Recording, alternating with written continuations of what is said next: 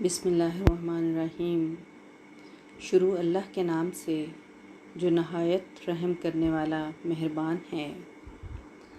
عزیز طلبہ و طالبات، السلام علیکم۔ امید ہے کہ اب سب کے مزاج بخیر ہوں گے۔ میں آج کے لیکچر میں آپ سب کو خوش آمدید کہتی ہوں۔ آج کا ہمارا موضوع اقبال کی شاعری کا تیسرا دور ہے۔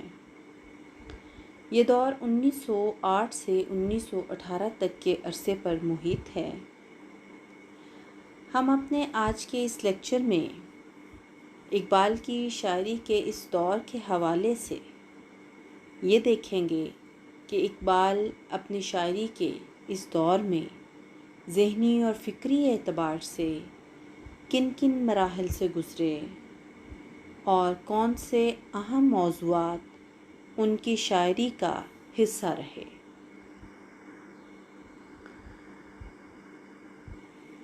تو سب سے پہلے ہم دیکھتے ہیں کہ یورپ میں کہی ہوئی اقبال کی نظمیں بہت کم ہیں، لیکن انہی میں سے بعض میں ان کی شاعری کے موضوعات کا رخ بدلتا ہوا دکھائی دیتا ہے، اور معلوم ہوتا ہے کہ اس تمنا نے انہیں بےتاب کرنا شروع کر دیا تھا کہ اپنی پسماندہ اور افتادہ ملت کو بیدار کر دیا جائے۔ عظمت دیرینہ اور عروج رفتہ کے نقشے ان کے سامنے رکھے جائیں، موجودہ حالت کی درماندگی اور پستی کو بھی اچھی طرح نمایاں کیا جائے، لیکن اس انداز سے نہیں کہ اس میں یعنی قوم میں یاس آفرینی اور ہمت شکنی کی کیفیت پیدا ہو۔ حال ہی بہت کچھ قوم کا ماتم کر چکے تھے، اب مزید اشک ریزی و سینہ زنی سے مایوسی کی کیفیت پیدا ہو جانا کا خدشہ تھا، اور جو ہے وہ ایک طرح سے قوم کی ترقی کے لیے نقصان دہ بھی ثابت ہو سکتا تھا۔ اقبال کے پیش نظر یہ چیز تھی کہ مومن کی سیرت کے خد و خال ایسے خوبصورت انداز میں ان کی مصوری کی جائے، اسلاف کے نمونے ایسے پیش کیے جائیں کہ قوم میں خودی اور خودداری کا احساس پیدا ہو جائے، اور احساس کمتری کو مٹا کر اس میں خودی کے جذبے کو ابھارا جائے۔ بلبل کو خیر باد کہہ کر شاہین کی سیرت کو اردو اور فارسی شاعری میں پہلی مرتبہ فخر و خودداری، جرأت و ہمت اور بلند پروازی کا نمونہ بنایا جائے۔ قوم کے جمود کو توڑا جائے اور اسے یہ تعلیم دی جائے کہ زندگی ذوق پرواز کا نمونہ ہے، اور زندگی ایک ارتقاء کا نام ہے، حرکت مسلسل ہے، خوب تر کی تلاش ہے، جذبہ نشو و نما ہے۔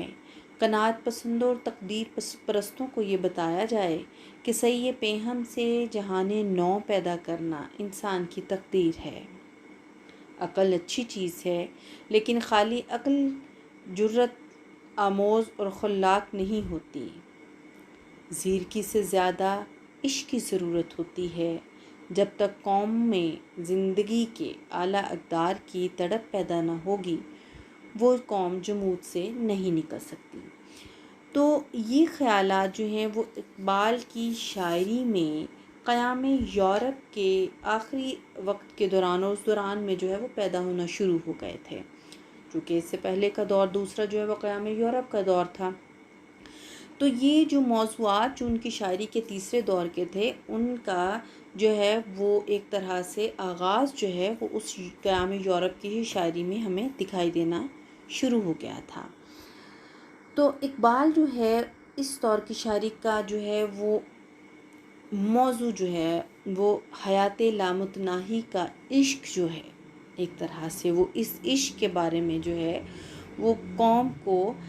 آمادہ کرنے کی طرف تھے۔ اب اقبال نے جو ہے وہ عشق مجازی یا متصوفانہ انداز کا عشق جو ہے وہ اس پر تو بے تحاشا پہلے بھی اپنے اشعار لکھ چکے تھے، اور لیکن اقبال جو ہے اب وضاحت کے ساتھ جس عشق کی تلقین شروع کرتے ہیں وہ حیات لامتناہی کا عشق ہے۔ زندگی کے لامتناہی ممکنات کو معرض وجود میں لانے کا جذبہ ہے۔ یہ عشق وہ ہے جو آئینہ بصیرت کو سائیکل کر دیتا ہے، پتھر کو آئینہ اور قطرے کو گوہر بنا دیتا ہے۔ یہ عشق وہ ہے کہ جو بہت بڑے بڑے کام، بڑے بڑے مارکے جو ہیں وہ سر انجام دے سکتا ہے۔ تو اقبال کی شاعری میں یہ عشق جو خاک سے گل و ثمر پیدا کرتا ہے اور جس سے قطرے میں جو ہے اضطراب آفرینی پیدا ہو جاتی ہے، تو یہی عشق جو ہے وہ بڑا اہم موضوع تھا۔ دنیا میں اسلام کو اپنی اصل صورت میں پیش کرنے اور اس پر عمل پیرا ہونے والے اس عشق کا تجربہ جو ہے وہ کر چکے ہیں کہ وہ ظاہر و باطن میں کیسا خلاق اور انقلاب زار ہوتا ہے۔ عہد حاضر میں وہ نمونے نظر نہیں آتے، لیکن مسلمانوں کی تاریخ اور روایات میں تو موجود ہیں۔ تو اقبال کے پیش نظر یہ تھا کہ وہ تاریخ میں سے عشق کے وہ جلوے جو ہیں وہ مسلمانوں کو دکھائے جائیں۔ وہ کہتے ہیں کہ جلوہ یوسف یہ گم گشتہ دکھا کر ان کو، تپش آمادہ ترس خون زلیخا کر دیں، اس چمن کو سبق آئین نمو کا دے کر، قطرۂ شبنم بے مایا کو دریا کر دیں۔ دیکھ یثرب میں ہوا ناقہ لیلا بیکار، ناقہ لیلا بیکار، کیس کو آرزوئے نو سے شناسا کر دیں۔ تو جو ہے وہ اسلام کی کیفیت تو ایک شراب کی سی ہے جو فرسودہ نہیں ہوتا، بلکہ کہنا ہونے سے اس میں اور تیزی پیدا ہو جاتی ہے۔ تو جو ہے وہ کہتے ہیں بادۂ دیرینہ ہو اور گرم ہو ایسا کہ گداز، جگر شیشہ و پیمانہ و مینا کر دیں۔ تو اقبال جو ہیں وہ اپنے اس دور کے ابتدائی عرصے میں جو ہیں وہ عشق لامتناہی کے جو ہیں وہ پیامبر ہمیں دکھائی دے رہے ہیں۔ پھر احیاء ملت کا عنصر جو ہے وہ دکھائی دیتا ہے کہ اقبال نے یہ فیصلہ کر لیا کہ باقی عمر میں شاعری سے اب یہی احیاء ملت کا کام لیا جائے گا۔ وہ فرماتے تھے کہ میرے والد نے مجھ سے یہ خواہش کی تھی اور مجھے نصیحت بھی کی تھی کہ اپنے کمال کو اسلام کی خدمت میں صرف کرنا۔ حالی کی شاعری کا رخ سر سید نے پھیرا اور اس کے جوہر کو جو ہے ملت کے لیے وقف کرایا۔ تو سر سید کی صحبت سے پہلے حالی میں یہ چیز بالکل موجود نہ تھی۔ روایتی تغزل کے علاوہ بہت گہرا فلسفہ جو ان کی شاعری میں نہیں تھا، تو جبکہ اقبال میں یہ جذبہ شروع سے ہی موجود تھا، لیکن اس میں شدت اور گرمی جو ہے وہ مغرب میں پیدا ہوئی۔ ان کی طبیعت میں یہ آفتاب محشر جو ہے وہ مغرب میں طلوع ہوا۔ تو وہ کہتے ہیں کہ گرم رکھتا تھا ہمیں سردی مغرب میں جو داغ، چیر کر سینہ اسے وقف تماشا کر دیں، شمع کی طرح جبیں بزم میں گہے عالم میں، خود جلیں دیدہ اغیار کو بینا کر دیں۔ تو یہ ذہنی انقلاب سے پہلے کی شاعری میں بھی اقبال کے اندر جو ہے وہ اسلامی جذبات کا کافی ثبوت جو ہے وہ ہمیں ملتا ہے، لیکن اس کے ساتھ ساتھ ہی یہ دبی ہوئی آگ جو ہے وہ ایک طرح سے بھڑکنے لگی تھی، اور یہ دبی ہوئی آگ جو ہے وہ بھڑک کر جو ہے وہ کچھ ایسی کیفیت پیدا کر دیتی تھی کہ وہ کہتے ہیں کہ پھونک ڈالا ہے میری آتش نوائی نے مجھے، اور میری زندگانی کا یہی ساما بھی ہے۔ تو ایک طرح سے اقبال کے اندر اضطراب کی کیفیت جو ہے وہ پیدا ہو گئی تھی۔ اب یورپ سے جو ہے وہ واپسی کا سفر تھا، تو اقبال جو ہیں وہ واپسی پر ان کا جہاز جو ہے وہ بھی سمندر میں تھا کہ انہیں جزیرہ جو ہے سسلی دکھائی دیا، جہاں مسلمانوں نے ایک عرصہ تک نہ صرف حکومت کی بلکہ علوم و فنون و تہذیب و تمدن کے ایسے اچھے نمونے پیش کیے کہ جس سے بعد میں تہذیب فرنگ نے اپنے چراغ جلائے۔ وہ عظمت رفتہ اقبال کی چشم تصور کے سامنے آ کر درد انگیز ہو گئی، اور شاعر بے اختیار اشک فشاں ہو کر اس کا مرثیہ خواں ہو گیا۔ اس کے تخیل نے تصویر کہن میں رنگ بھر دیے۔ وہ کہتے ہیں رنگ تصویر کہن میں بھر کے دکھلا دے مجھے، قصہ یام سلف کا کہہ کے تڑپا دے مجھے، میں تیرا تحفہ سوئے ہندوستان لے جاؤں گا، خود یہاں روتا ہوں اوروں کو وہاں رلواؤں گا۔ تو ایک طرح سے جو ہے اس جزیرے کو دیکھ کر وہاں موجود جو ہے وہ مسلمانوں کی اس عظمت رفتہ کی یاد جو ہے وہ انہیں خون کے آنسو جو ہے وہ رلاتی ہے۔ وہ اس ملت کی مرثیہ خوانی اس لیے نہیں کر رہے کہ کسی زمانے میں ان کی عظیم الشان مسلمانوں کی سلطنت تھی یہاں، جو اب ختم ہو گئی ہے، بلکہ وہ اس ملت کے زوال پر اس لیے افسوس کرتے ہیں کہ وہ ایک شاندار نصب العین کی حامل تھی، اور ماضی کی درخشندہ روایات میں ان کا واضح نصب العین موجود تھا۔ وہ کہتے ہیں ایک جہان تازہ کا پیغام تھا جن کا ظہور، کھا گئی عصر کہن کو جن کی تیغ ناصبور، مردہ عالم زندہ جن کی شورش کم سے ہوا، آدمی آزاد زنجیر توہم سے ہوا، غلغلوں سے جس کے لذت گیر اب تک گوش ہے، کیا وہ تکبیر اب ہمیشہ کے لیے خاموش ہے۔ تو اقبال جو ہیں وہ اس طرح مسلمانوں کی عظمت رفتار پر جو ہے وہ کرب کا جو ہے وہ شکار ہو جاتے ہیں، اور وہ ان آثار کو دیکھ کر دکھ کی کیفیت میں جو ہے وہ چلے جاتے ہیں۔ تو یورپ سے واپسی پر جو ہے وہ اس تیسرے دور کی شاعری میں اقبال کی غالباً سب سے پہلی نظم بلاد اسلامیہ ہے، جو مخزن میں چھپی تھی۔ یہ نظم اس انقلاب کا پتہ دیتی ہے کہ اقبال نے اب اس وطنیت کے دائرے سے باہر قدم رکھا ہے جس کے متعلق وہ پہلے جذبات انگیز شاعری کر چکے تھے۔ اب تمام عالم اسلامی جو ہے وہ ان کا وطن بن گیا ہے۔ اسی جذبے نے تھوڑے عرصے کے بعد ان سے ترانہ ہندی کی زمین میں ہی ترانہ ملی بھی لکھوا دیا، اور اب وہ اس جو ہے وہ نظریے پر آ گئے کہ چین و عرب ہمارا، ہندوستان ہمارا، مسلم ہیں ہم، وطن ہے سارا جہاں ہمارا۔ یعنی کہ اس دور کی جو خصوصیات میں ترانہ ملی کی عکاسی جو ہے وہ ہو رہی ہے۔ پھر اس کے بعد جو ہے وہ تاریخ اسلام کی روشن جو ہے وہ تاریخ کو جو ہے وہ دیکھتے ہیں۔ بلاد اسلامیہ کی اس نظم میں وہ بلاد اسلامیہ کی نظم جو ہے وہ اس ترانے کا پیش خیمہ تھی۔ اس نظم میں تاریخ اسلام کا ایک رومانی تصور ملتا ہے۔ دلی اور بغداد، قرطبہ، قسطنطنیہ مسلمانوں کے سیاسی اقتدار اور تہذیب و تمدن کے مراکز تھے۔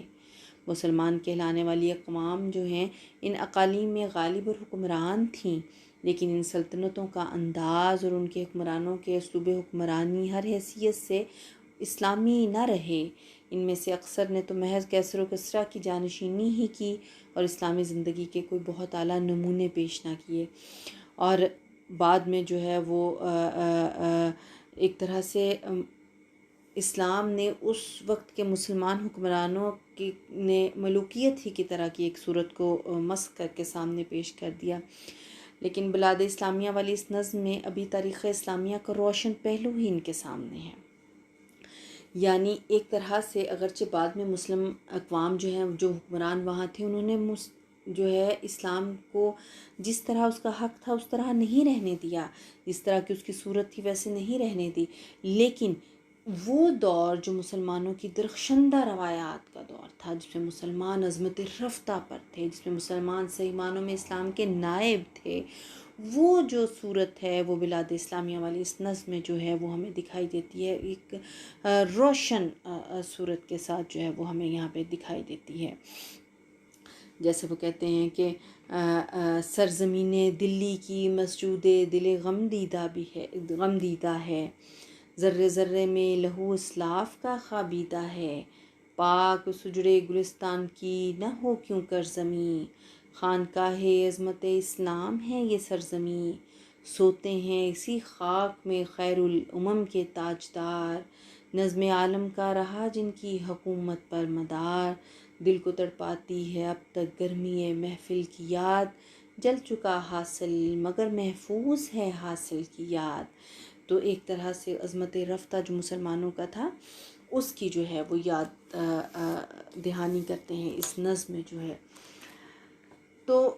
اس نظم میں ہم دیکھتے ہیں کہ سب سے پہلے قرطبہ کی یاد میں جو ہے وہ المناقی کی سی ایک کیفیت جو ہے وہ ہمیں دکھائی دیتی ہے۔ وہ کہتے ہیں کہ مسلمانوں کا سب سے زیادہ شاندار علوم و فنون کے لحاظ سے قابل فخر جو تمدن تھا وہ اندلس میں تھا۔ فرنگ نے اس تہذیب و تمدن سے جو ہے بہت کچھ حاصل کیا، اور مغرب کے بعض جدید مورخین نے فراخ دلی سے اس احسان کا اقرار بھی کیا ہے۔ اس لیے قرطبہ کی یاد مسلمانوں کے قلوب میں ہمیشہ بہت زیادہ رنج و الم پیدا کرتی ہے۔ حال ہی نبی مسدس میں جو ہے وہ قرطبہ ہی کے متعلق حسرت و حرمان سے جو ہے وہ یہ اشعار لکھے۔ حضرت کی تصویر کشی اس میں دکھائی دیتی ہے۔ وہ کہتے ہیں کوئی قرطبہ کے کھنڈر جا کے دیکھے، مساجد کے محراب ادھر جا کے دیکھے، حجازی امیروں کے گھر جا کے دیکھے، خلافت کو زیر و زبر جا کے دیکھے، جلال ان کا کھنڈروں میں ہے یوں چمکتا کہ ہو خاک میں جیسے کندن دھمکتا۔ تو حال ہی کے بعد قرطبہ کی یاد میں جو ہے اقبال ایک المناک تاریخی حقیقت کو کس طرح بیان کرتے ہیں۔ وہ کہتے ہیں ہے زمین قرطبہ بھی دیدہ مسلم کا نور، ظلمت مغرب میں جو روشن تھی مثل شمع طور، بجھ کے بزم ملت بیضا پریشاں کر گئی، اور دیا تہذیب حاضر کا فروزاں کر گئی۔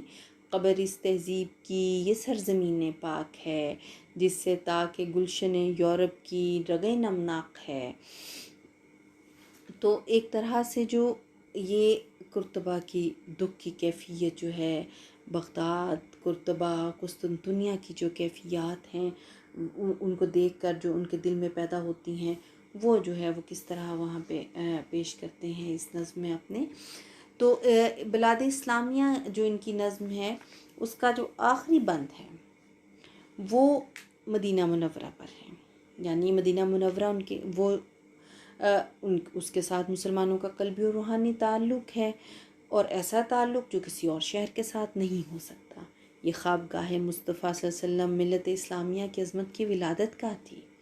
اس کے متعلق اقبال کہتے ہیں کہ قومیت اسلام پابند مقام نہیں، لیکن اگر کسی مقام کے ساتھ اس کو وابستگی ہو سکتی ہے تو وہ مدینہ منورہ ہی ہے۔ عالم اسلامی کا نقطۂ جاذب و مرکز یہی مقام ہے جو اقوام اسلامیہ کا شراسہ بند ہے، یعنی جوڑنے والا ہے۔ وہ کہتے ہیں کہ ہے اگر قومیت اسلام پابند مقام، ہند ہی بنیاد ہے اس کی، نہ فارس ہے نہ شام، آہ یثرب دیس ہے مسلم کا، تو ماوا ہے تو، نقطۂ جاذب تأثر کی شعاؤں کا ہے تو،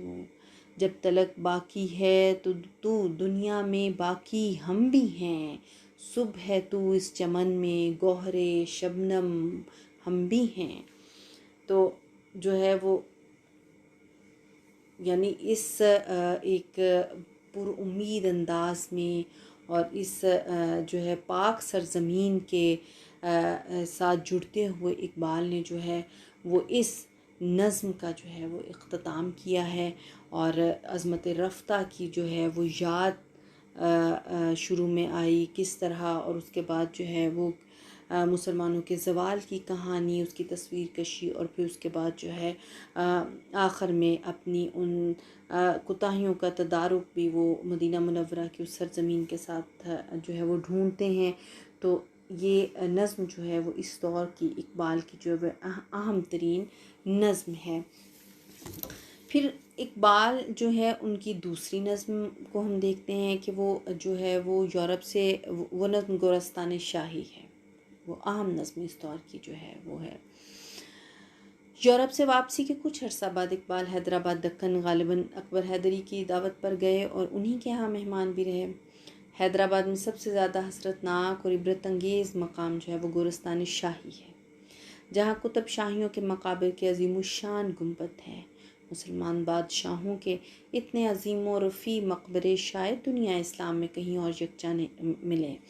ان کو دیکھ کر دنیاوی جاہ و جلال کا انجام اور زندگی کی بے ثباتی جو ہے وہ ایک طرح سے دکھ کی کیفیت جو ہے وہ پیدا کر دیتی ہے۔ تو اس نظم کا جب آغاز ہوتا ہے تو ہم دیکھتے ہیں کہ وہ نظم کا آغاز فطرت نگاری پر جو ہے وہ ہوتا ہے۔ پہلے بند میں لطیف تأثر کی ایسی مصوری ملتی ہے جو اقبال جیسے قادر الکلام شاعر ہی کا جو ہے وہ کمال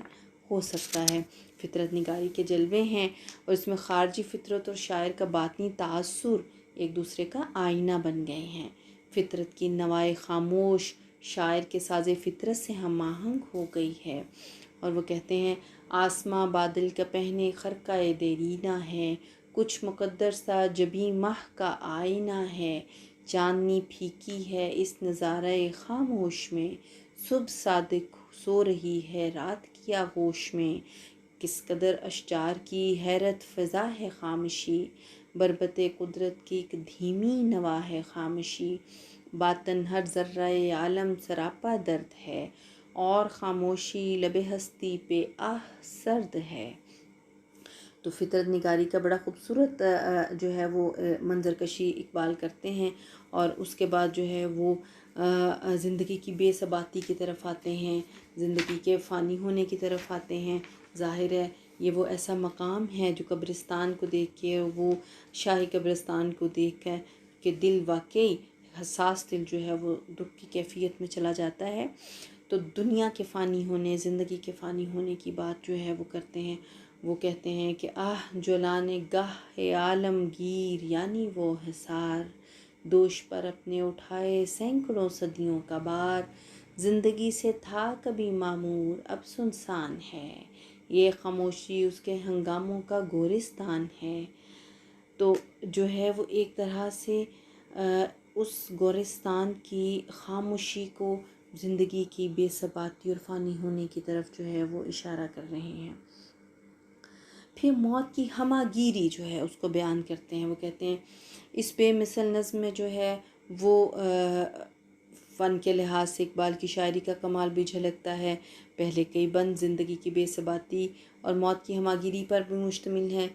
اور اقبال کہتے ہیں کہ قانون انقلاب اور آئین فنا سے نہ شاہوں کو گریز حاصل ہے اور نہ گداؤں کو، یعنی ہر ایک نے جو ہے وہ موت کا ذائقہ چکھنا ہے، وہ شاہ ہو، وہ عام انسان ہو، اس نے جو ہے وہ ختم ہونا ہے۔ وہ کہتے ہیں روح مشت خاک میں زحمت کشے بیداد ہے، کوچائے گرد نے ہوا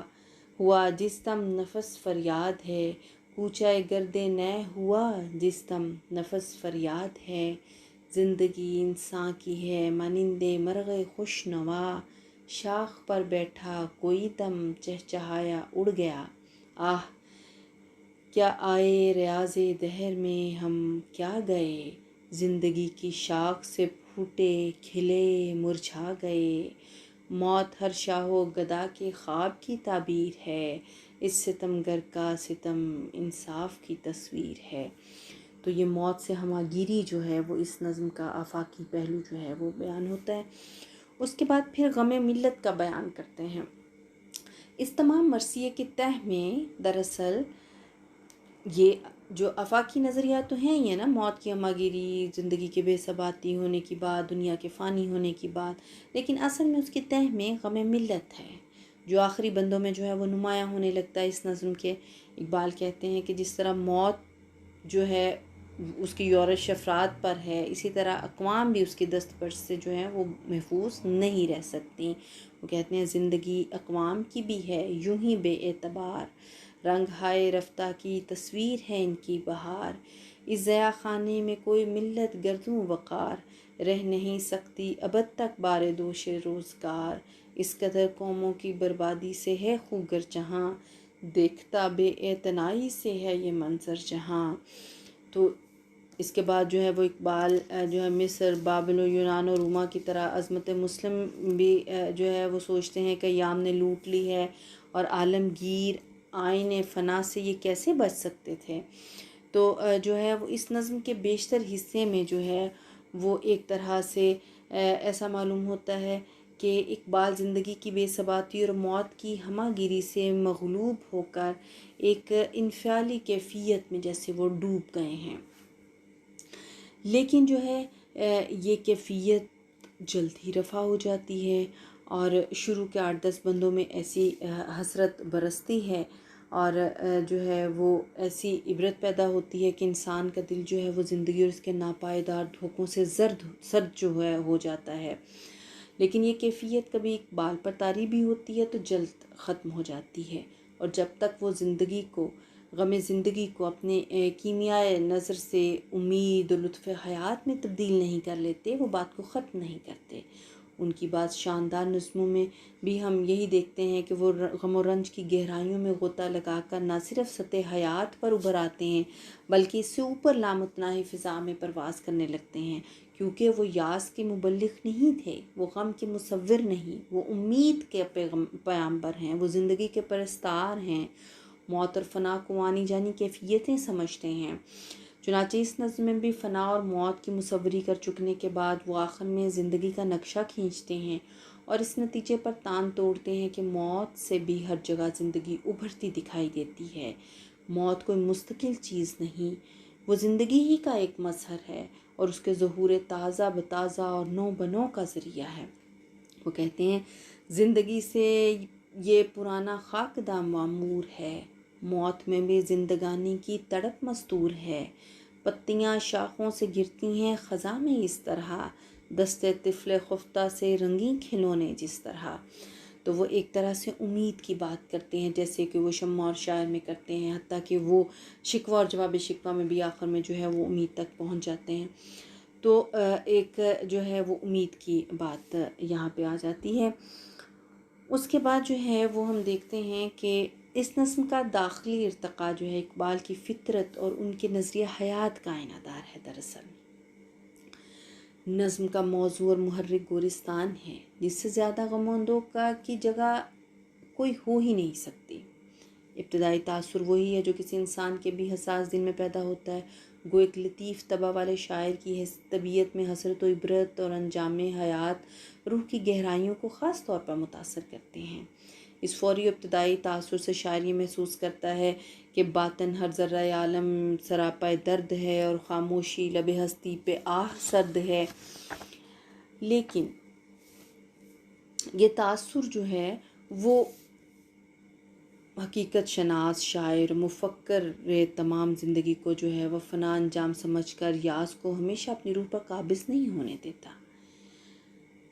کیونکہ زندگی میں جہاں رات آتی ہے وہاں اس کے بعد لازماً سحر بھی نمودار ہوتی ہے۔ فنا کے ساتھ ساتھ حیات اور بقا کی تصویر بھی ہے، اور اسی طرح خیر کے ساتھ شر بھی جڑا ہوا ہے۔ تو زندگی میں سب کچھ ہے، یاس بھی ہے، امید بھی ہے، رنج بھی ہے، مسرت بھی ہے، درد بھی ہے، دوا بھی ہے، اور جو ہے اب یہ انسانی فطرتوں کا اختلاف ہے کہ بعض طبع جو ہیں وہ بہار کا موسم دیکھ کر مسرور ہونے کے بجائے اپنے اوپر خیال تاری کر لیتے ہیں کہ بہار چند روزہ اور سب پھول تھوڑے سے عرصے میں مرجھا جائیں گے، ختم ہو جائیں گے، اور اس لیے خزاں میں نہ خندہ گل ہوگا نہ نغمہ بلبل ہوگا۔ جبکہ ایک رجائی شخص جو ہے، ایک رجائی پیامبر جو ہے وہ امید کی بات کرتا ہے، وہ جو ہے وہ رجائیت کی بات کرتا ہے۔ تو اقبال کا فلسفہ حیات بھی شدت کے ساتھ رجائی ہے، وہ دنیا والوں کے لیے جو ہے وہ امید کا پیغام رساں ہے، اور وہ لا تقنطوا من رحمت اللہ کی بشارت جو ہے وہ انسان تک پہنچانے کے لیے پیدا ہوئے تھے۔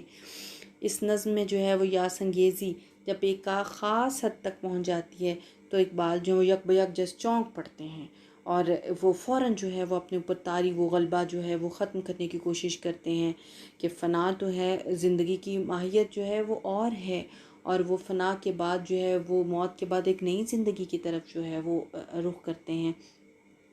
اور وہ رگے گل میں جو ہے وہ شبنم کی موتی پرونے کی بات کرتے ہیں۔ تو جو ہے وہ کہتے ہیں زندگی کی اقوام کی بھی ہے یوں ہی بے اعتبار، رنگ ہائے رفتہ کی تصویر ہے ان کی بہار۔ تو جو ہے وہ اس طرح وہ نئی جو ہے وہ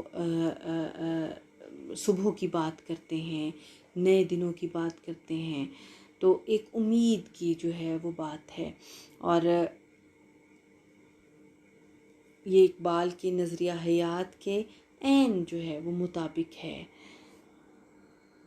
اس کے بعد جو ہے وہ ہم دیکھتے ہیں کہ یہ تو وہ دو نظمیں ہیں جس میں جو ہے وہ اقبال کیا ذہنی ارتقاء جو ہے وہ ہمیں ارتقائی شکل میں دکھائی دیتا ہے، اور یہ اقبال کی شاعری کے تیسرے دور کا وہ پہلا حصہ ہے جس میں وہ ملت کے غم کو جو ہے محسوس کر رہے ہیں۔ وہ یورپ سے واپسی پر، یعنی جیسے وہ یورپ سے واپس آئے ہیں، واپسی کے سفر کے ساتھ ہی ان کے دل میں اضطراب، ملت کا غم، مسلمانوں کا درد اور اپنی غلامی و محکومی پر تکلیف اور